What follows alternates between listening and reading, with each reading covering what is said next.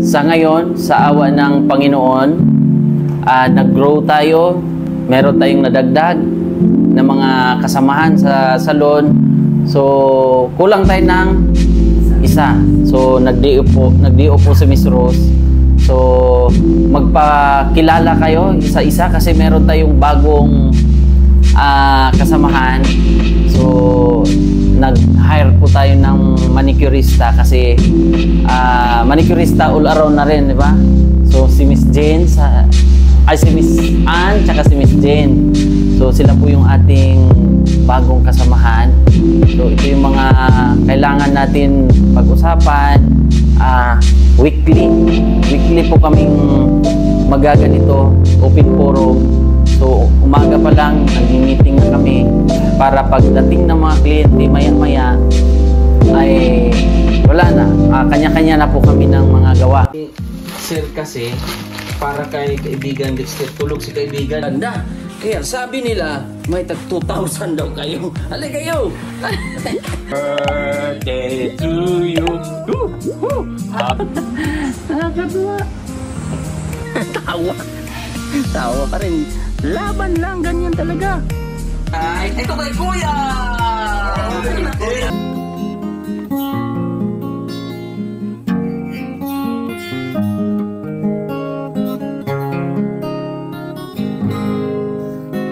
Mula na makilala. Good morning mga kababayan. At ngayong araw po ay nandito tayo sa salon. At ito po yung ating routine. At ngayon ay papakilala ko po kayo sa aking mga kasamahan dito. At magmi-meeting po kami. At ito po yung aming mga daily routine. Ito po yung mga kailangan sa team. So and good morning mga kababayan. So ito po yung mga kailangan namin gawin dito sa salon. At sa ngayon, sa awa ng Panginoon, nag-grow tayo. Meron tayong nadagdag na mga kasamahan sa salon. So, kulang tayo ng isa. So, nagdiyo po si Miss Rose. So, magpakilala kayo isa-isa kasi meron tayong bagong kasamahan. So, nag-hire po tayo ng manicurista kasi manicurista all around na rin, di ba? So, si Miss Jane, si Miss Ann, tsaka si Miss Jane. So, sila po yung ating bagong kasamahan. So, ito yung mga kailangan natin pag-usapan. Weekly po kaming magaganito, open forum. So, umaga pa lang, nagmi-meeting na kami para pagdating ng mga kliyente, maya-maya, ay wala na. Kanya-kanya na po kami ng mga gawa. So, magpakilala muna kasi ito yung bago nating mga kasamahan ngayon lang po kasi kailangan namin ng manicurista. Ayan si Sir Sandy, si GR. Hi guys, my name is Willie Isabella and can you call me with Juan na lang? Juan. Ay, ako si Jane. Si Jane. Tapos dalawa na kasi kayong Jane. Sweetie na lang. Si Sweetie, tapos si Ann. So, ngayon, medyo dumami na tayo. So, kailangan nating magpursige na kasi ang kliyente dumarami na rin, no? Dahil sa awa ng Panginoon yan. So, kailangan natin mag-hire ng panibago na makakasama natin at makakatuwang natin sa salon. At sana gusto ko na magtagal tayo, magsama tayo ng matagal. Kasi itong mga ilang buwan na natin nakasama, alam na nila yung rules, house rules. So kailangan talaga sa bawat team ay meron tayong house rules na gagawin. Hindi tayo mag-grow or hindi tayo magiging matatag ang team. Ayun yan sa depende yan sa leader, no? So tayo, gusto ko meron tayong seniority na matatawag. So meron tayong leader merong senior stylist, junior stylist, meron tayong manicurista, pero depende yan sa respeto sa bawat isa, ha? Kahit senior ka, Sir Sandy, malalapitan ka pa rin, ha?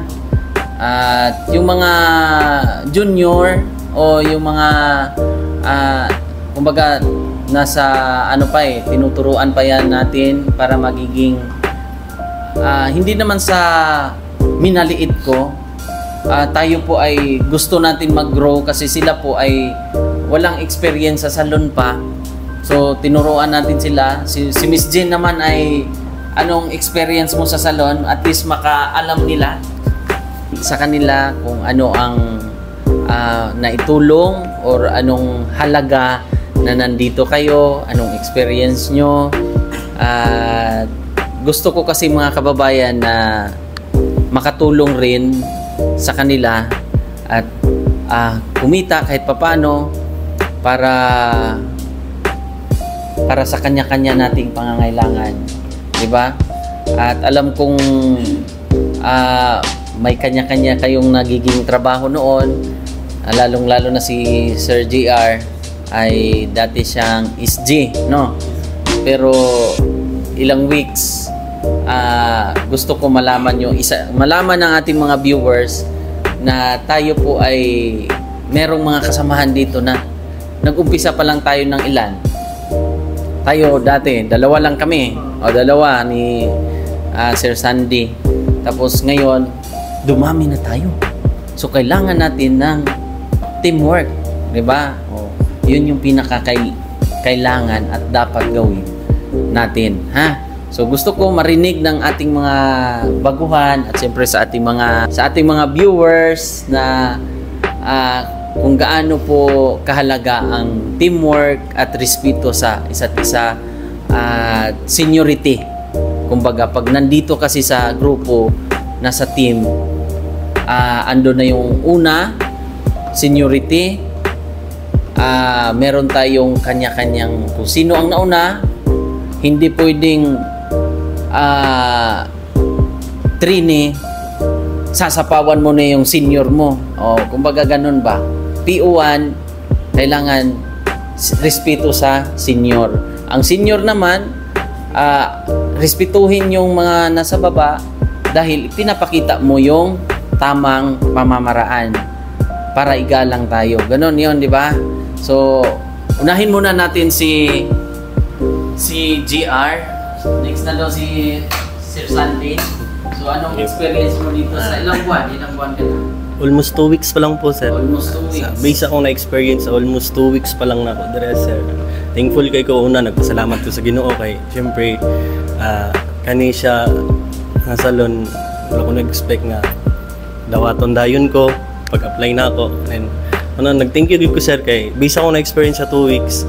Ay even nga guardian ako, dakoy na another nga knowledge nga na katunan, dakoy mga natanaw na ko nga malay na ko makatch up na ako siya soon, makuha na ako siya, makakaton ko ana nga pamaagi. Manang thankful kay ko, sir, salamat ko kay happy ko nga na appeal ko sa na-appeal ko sa inyo ang team. Manang thank you kayo, sir, kay especially sa inyo duha, ma'am, ug Sir Eli. Thank you. Next natin sino? Joanne, si Miss Joanne. Ang masasabi ko lang po, sir, is una po ay naghihirapan po ako, sir, kasi bago pa lang po ako sa salon, at yung mga karanasan ko dati is lang yung karanasan ko dati, sir, mga tikugas, ganun lang, sir. Tapos dito, sir, napaka-relax po and sobrang saya ko po talaga na laging part po ako dito, at una po napapasalamat po ako sa Panginoon, pangalawa po sa inyo na ginagawang instrumento po, and yun lang po, sir. Miss Jane. First time na ako dire ang trabaho, pero sa primero wala jud koy lakas na loob nga matrabaho sa salon kay madlo ko nga basin dili ko kabaluan na nga trabaho, pero sa kadugayan sa sige na kog tan-aw, sa sige tudlo sa mga stylist, maka balo ra jud kadugayan, maminaw lang jud sa kanang magtudlo sa ato nya, mag-anis lang ta dire o magrespeto ay wala nga. Gusto din Si natin Sandy. marinig dahil i-welcome natin sila si Miss Jane, Sweetie, at saka si Ann. So magpakilala muna kayo kasi makikita kayo sa vlog natin ngayon. Ayan, ilang taon. Hello. Ako dahil si Sweet Jane. Anya, willing ko mag-learn sa mga skills nga, willing ko mo doon sa mga new skills nga naderiya o kanang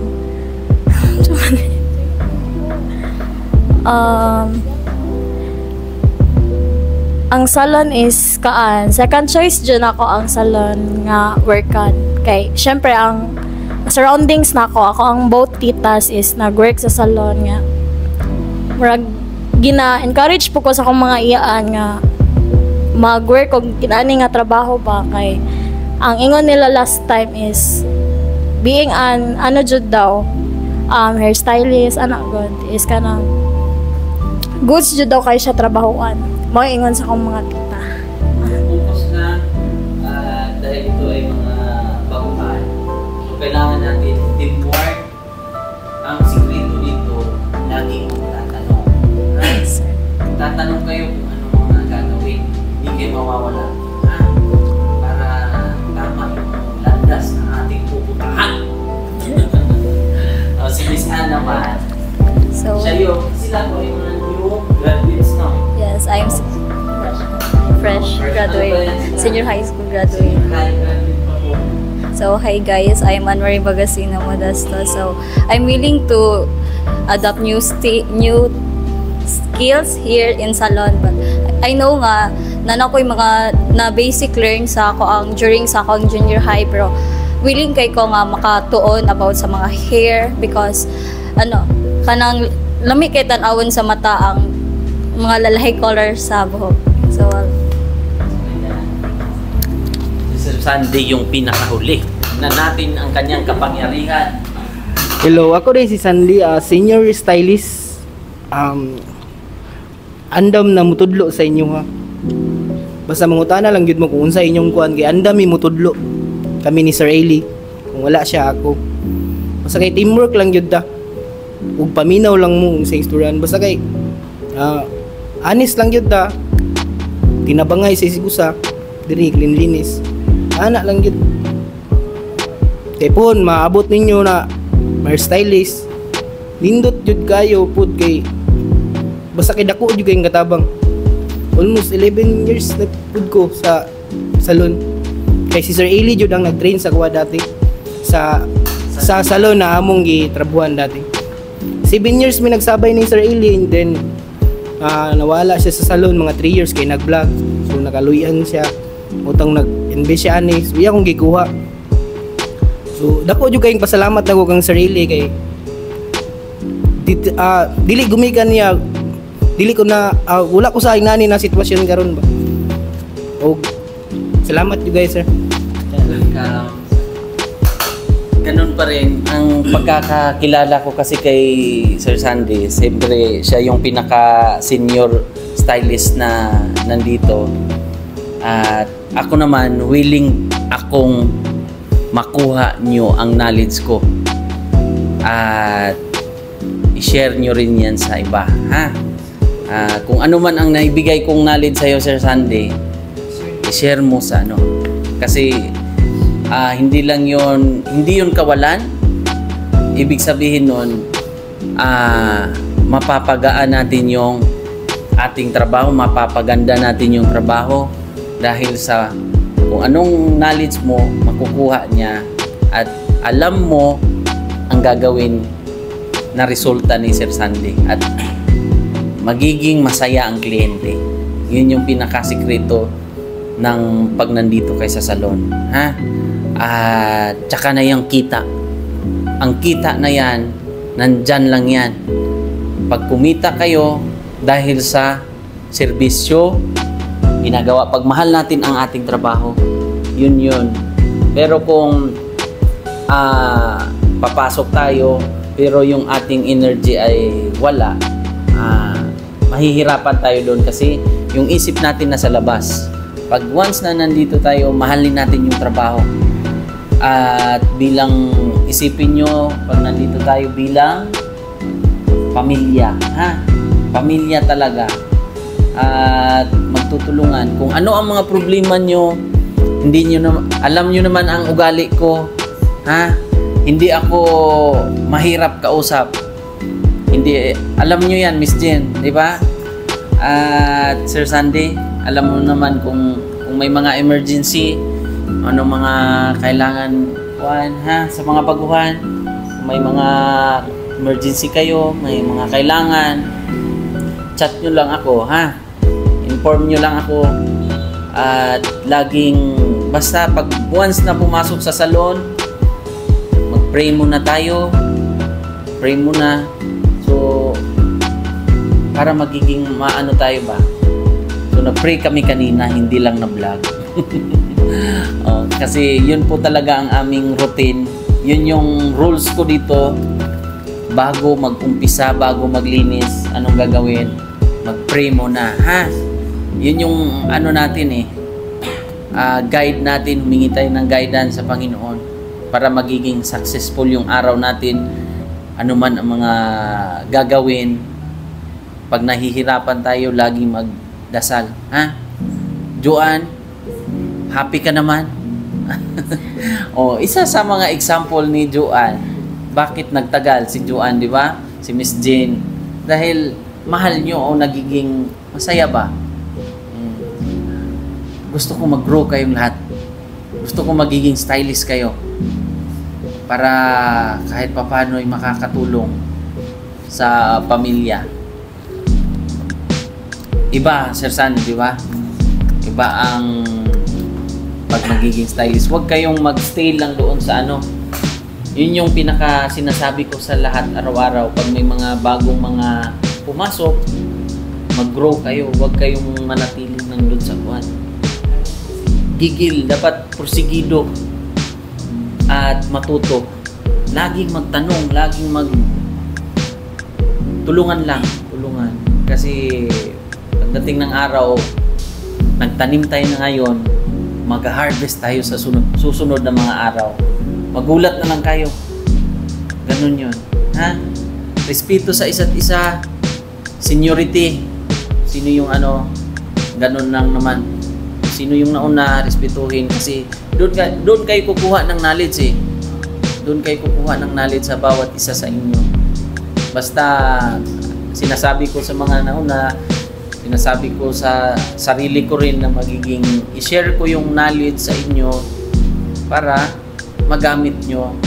At saan man kayo mapunta, pag marunong kayo magupit, marunong kayo mag-ribbon, kikita kayo at kikita. Di ba? So yun lang. Sayang wala si Miss Rose. Si Miss Rose yung malaking babae yon. Cute namin na kasamahan. So makikita nyo po yun sa susunod. So yun lang kasi baka may darating na mga client na po at mag-uumpisa ng aming araw. So yun lang mga kababayan. Maraming salamat. God bless sa inyong lahat. Bye-bye na. Bye-bye.